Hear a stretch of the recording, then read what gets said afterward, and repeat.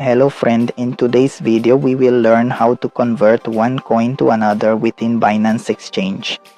So make sure to open Binance Exchange. After that, an interface like this will appear in front of you and you will first need to click on More. As you click on More, then you will need to charge Convert.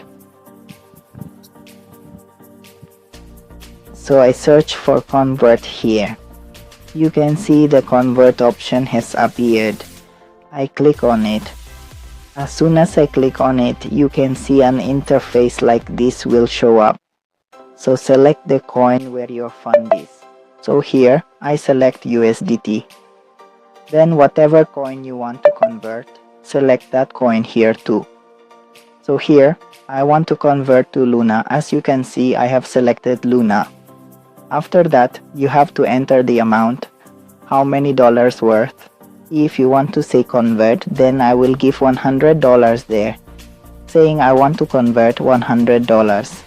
After that, you will have to click on the tab here and it will successfully convert from one coin to another coin. In this way, you can convert from any coin to another coin inside the Binance Exchange.